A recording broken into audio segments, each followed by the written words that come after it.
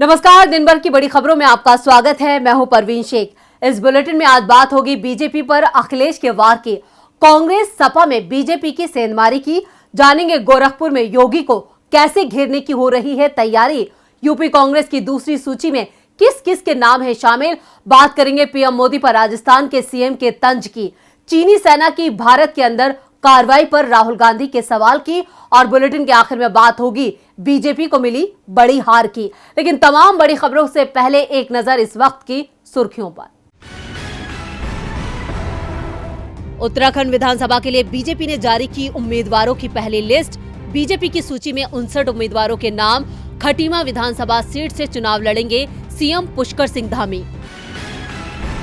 राजस्थान में किसानों को लेकर बड़ा फैसला। कर्ज नहीं चुका तब भी नीलाम नहीं होगी जमीन। सीएम अशोक गहलोत ने दिए निर्देश। भारत और दक्षिण अफ्रीका के बीच शुक्रवार को पर्ल के बोलोन्ड पार्क में खेला जाएगा दूसरा वनडे मुकाबला। 3 मैचों की सीरीज में पहला मैच जीतकर 1-0 से आगे है दक्षिण अफ्रीका। मैच जीतकर सीरीज पर कब्जा करना चाहेगा दक्षिण अफ्रीका। लगातार तीसरे दिन सेंसेक्स में बड़ी गिरावट। 634 अंकों की गिरावट के साथ 59,465 अंक पर बंद हुआ सेंसेक्स। 181 अंकों की गिरावट के साथ 17,757 पर बंद हुआ निफ्टी। सुर्खियों के बाद बात आज की सबसे बड़ी खबर की। अखिलेश यादव किस सीट से चुनाव लड़ेंगे, ये अब साफ होता नजर आ रहा है। सपा की ओर से संकेत मिल रहे हैं कि अखिलेश को मैनपुरी की करहल सीट से उतारा जा सकता है। अखिलेश कहां से लड़ेंगे इसकी घोषणा जल्द हो सकती है, लेकिन अखिलेश का ध्यान एक सीट पर नहीं बल्कि प्रदेश की 403 सीटों पर है और वो बीजेपी पर जमकर निशाना भी साधने में जुटे हैं, खासतौर पर अपर्णा यादव के दल बदल को लेकर। तो क्या कहा सपा प्रमुख ने, देखते हैं इस रिपोर्ट में। उत्तर प्रदेश की सत्ता पर काबिज होने के लिए बीजेपी और समाजवादी पार्टी के बीच शह और मात का खेल चल रहा है। लेकिन जहां एक तरफ अखिलेश यादव ने योगी के करीबी नेता को साइकिल की सवारी करवाई, तो वहीं अब बीजेपी ने बदला लेने के लिए मुलायम की छोटी बहू से लेकर साड़ू को कमल थमा दिया। लगातार दूसरे दिन बीजेपी ने समाजवादी पार्टी के कई नेताओं को पार्टी की सदस्यता दिलाई। बीजेपी के इसी साम दाम दंड भेद को लेकर अखिलेश यादव ने पार्टी को आड़े हाथों लिया है। साथ ही दिलचस्प जवाब दिया। उन्होंने कहा, बीजेपी को खुश होना चाहिए, वो हमारे ऊपर परिवारवाद को बढ़ाने का आरोप लगाते रहते हैं। कम से कम वो हमारे परिवार में परिवारवाद को खत्म कर रहे हैं। मैं इसके लिए उन्हें धन्यवाद देता हूं। इसी के साथ ही उन्होंने कहा कि समाजवादी पार्टी किसी के घर में लड़ाई नहीं करवा सकती, हम किसी के परिवार में झगड़ा नहीं करवाएंगे। अखिलेश के इस जवाब ने बीजेपी की बोलती बंद कर दी है।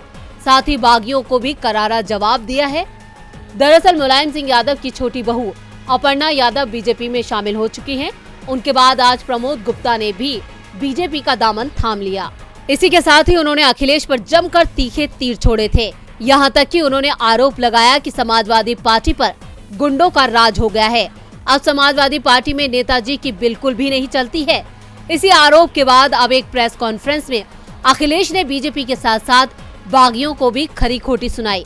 अब चुनाव है तो बयानबाजियों का दौर तो तेज होगा ही, लेकिन देखना होगा कि इस दलदल से कौन कमजोर होगा और किसे ताकत मिलेगी।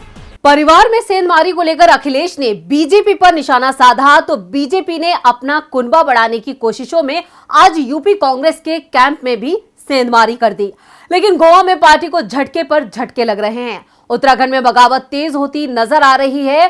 तो आज बीजेपी को कहां मिली राहत और कहां मिली चुनौती, देखते हैं ये रिपोर्ट। 5 राज्यों में होने वाले विधानसभा चुनावों की तारीखों के ऐलान के बाद से चुनावी राज्यों में सियासी पारा चढ़ गया है और सभी पार्टियों ने दूसरे दलों में सेंधमारी का खेल और तेज कर दिया है। खासकर आज यूपी और गोवा में बीजेपी की खबरें ही छाई रही।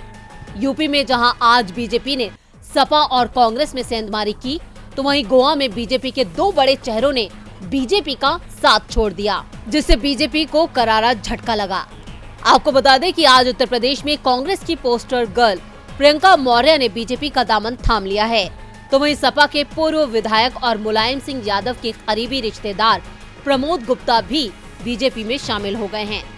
सपा को लगातार ये दूसरा झटका था, क्योंकि बीते दिन मुलायम सिंह यादव की छोटी बहू अपर्णा यादव बीजेपी में शामिल हो गई थी। जहां एक तरफ बीजेपी ने यूपी में खुद को मजबूत करने की कोशिश की, तो वहीं गोवा में बीजेपी के अंदर चल रही कलह सामने आई। दरअसल भारतीय जनता पार्टी ने गोवा विधानसभा चुनाव के लिए अपने 34 उम्मीदवारों का ऐलान कर दिया है। प्रदेश की कुल 40 सीटों में से अब 6 उम्मीदवारों पर ही फैसला होना बाकी है, लेकिन पार्टी ने पूर्व सीएम मनोहर पर्रिकर के बेटे उत्पल पर्रिकर को टिकट नहीं दिया। इसके अलावा बीजेपी के विधायक विलफ्रेंड ने गोवा विधानसभा की सदस्यता के साथ साथ पार्टी से भी इस्तीफा दे दिया। बीजेपी की ओर से राज्य में विधानसभा चुनाव के लिए उम्मीदवारों की पहली सूची की घोषणा किए जाने के पहले विलफ्रेंड ने पार्टी का साथ छोड़ दिया था। ऐसे में आज बीजेपी को कहीं मजबूती मिली तो कहीं उसे करारा झटका मिला। मुलायम के कुनबे में सेंधमारी कर बीजेपी यूपी में खुद को मजबूत करने की कोशिश में जुटी है, तो अपने गढ़ गोरखपुर में योगी आदित्यनाथ कमजोर पड़ते दिखाई दे रहे हैं। योगी की घेराबंदी के लिए विपक्ष एकजुट होता दिख रहा है।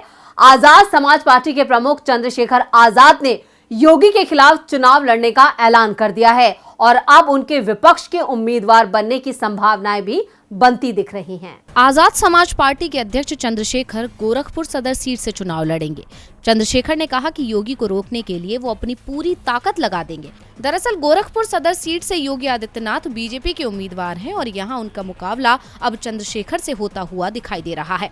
इस सीट पर अभी बीजेपी के अलावा किसी दूसरी पार्टी ने अपना उम्मीदवार घोषित नहीं किया है।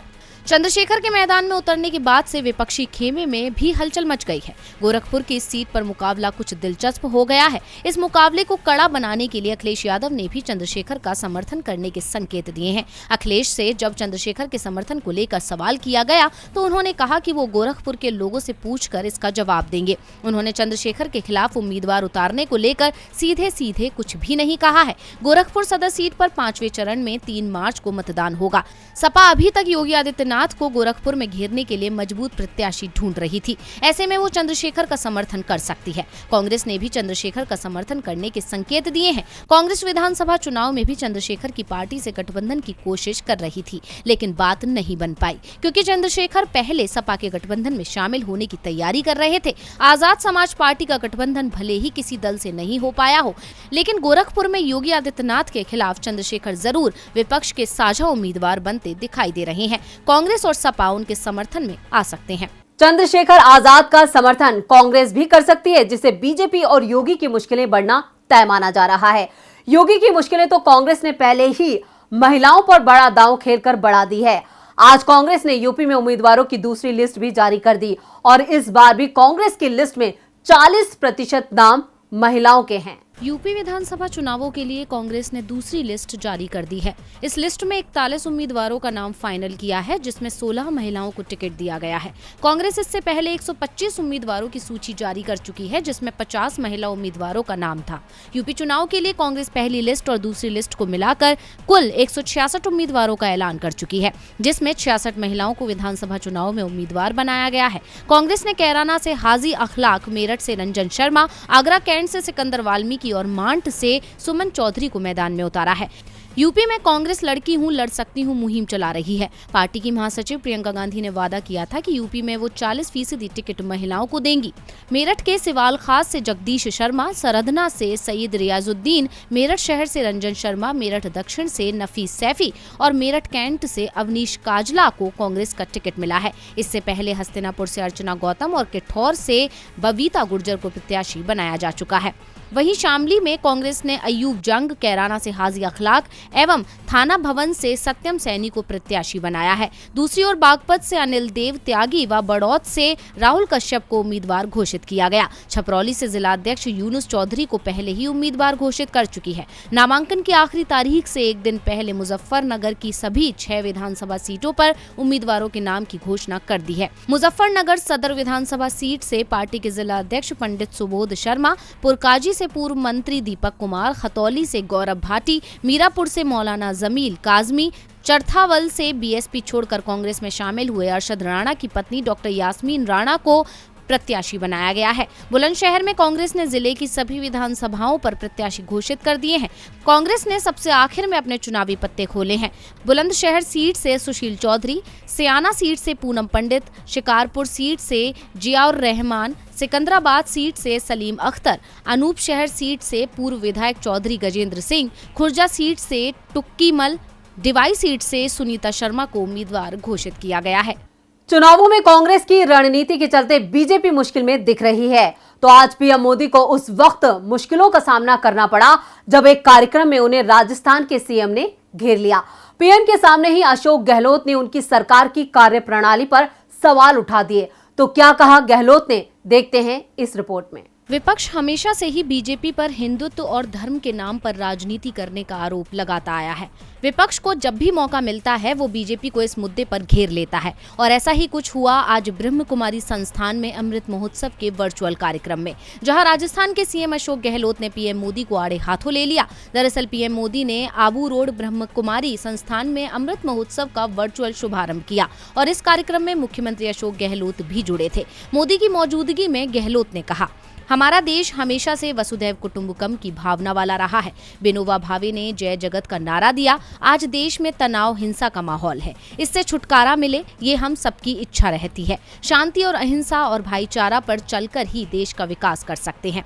पीएम ने जब से महोत्सव मनाने की घोषणा की तब से लगातार कार्यक्रम चल रहे हैं। आजादी त्याग बलिदान से मिलती है। 75 साल के इस उत्सव में प्रोग्राम चलते रहते हैं। मुझे बचपन से ही माउंट आबू जाने का मौका मिला है। आज ओम शांति की आवाज गूंजी तो बचपन याद आ गया। तब तत्कालीन दादी माँ ने कहा था कि जब तनाव हो तो ओम शांति बोलने से वातावरण में अलग ऊर्जा आ जाती है। वर्चुअल कार्यक्रम के दौरान सीएम ने पीएम को अपने निशाने पर ले लिया और खूब खरी खोटी सुनाई। हालांकि ये पहला मौका नहीं था जब किसी वर्चुअल कार्यक्रम में किसी सीएम ने पीएम को आड़े हाथों लिया हो।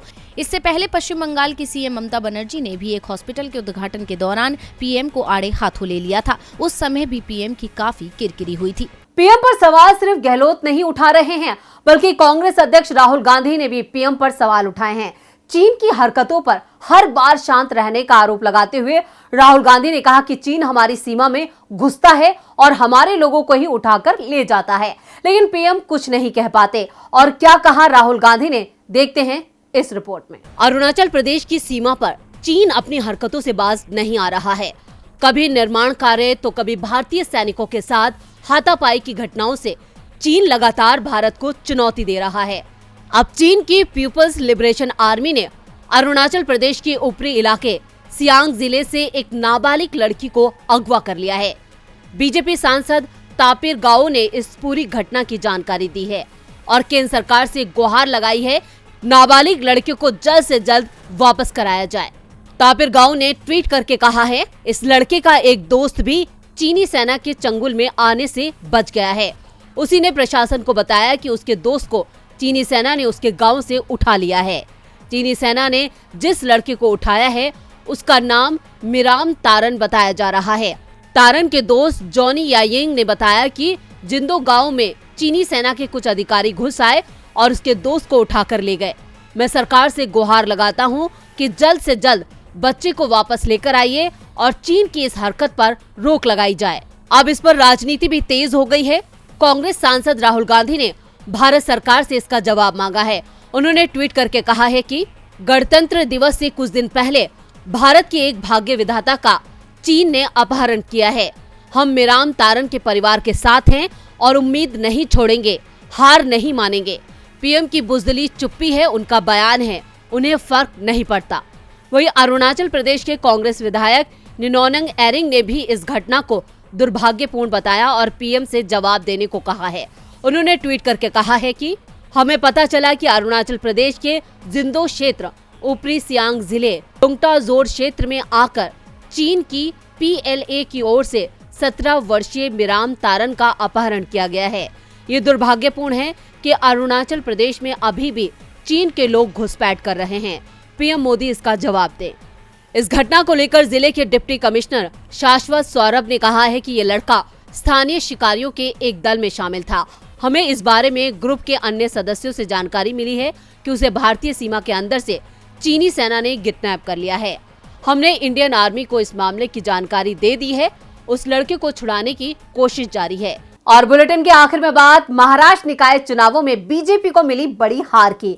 महाराष्ट्र में जब से बीजेपी के हाथ से राज्य की सत्ता फिसली है, उसके बाद से हर चुनाव में उसके हाथ हार ही आ रही है, जिसका असर उसके कार्यकर्ताओं पर भी दिखने लगा है। अब एक और चुनावों में बीजेपी को सत्ताधारी एनडीए गठबंधन से बड़ी मात खाने को मिली है। बीजेपी को मिली यह हार 5 राज्यों के विधानसभा चुनावों के परिणामों पर भी असर डाल सकती है। महाराष्ट्र में 106 सेमी अर्बन स्थानीय निकाय चुनावों का परिणाम आ चुका है और एक बार फिर सत्ताधारी एनडीए गठबंधन ने यहां बड़ी जीत हासिल की है। 1802 सीटों में से एनडीए गठबंधन को आधी से अधिक 944 सीटों पर जीत मिली है, जबकि बीजेपी के हिस्से में सिर्फ 384 सीटें आई हैं। 206 सीटों पर निर्दलीय उम्मीदवारों को जीत मिली है। एनडीए गठबंधन में एनसीपी को सबसे ज्यादा 344 सीटें मिली हैं, जबकि कांग्रेस को 316 और शिवसेना को 284 सीटों पर जीत मिली है। चुनाव परिणामों से साफ है कि महाविकास आघाड़ी ने एक बार फिर से बीजेपी को भारी अंतर से हराया है। एनडीए गठबंधन के घटक दलों के नेताओं ने इस जीत पर सभी मतदाताओं का आभार प्रकट किया है। महाराष्ट्र कांग्रेस अध्यक्ष नाना पटोले ने बीजेपी पर तंज कसते हुए कहा है कि प्रदेश की जनता ने महाविकास आघाड़ी को अपना मत दिया है और बीजेपी को नकार दिया है। पिछली बार भी बीजेपी के पास 600 सीटें थीं, जो अब घटकर 300 के आसपास रह गई हैं। उन्होंने आगे कहा, बीजेपी बस जनता से झूठ बोलती रही है, जनता को गुमराह करने के लिए चुनावी वादे करती है, लेकिन हम जनता की फिक्र करते हैं। ये बात महाराष्ट्र की जनता अच्छे से जानती है। तो आज इस बुलेटिन में बस इतना ही। आप देखते रहिए डीबी लाइव। नमस्कार।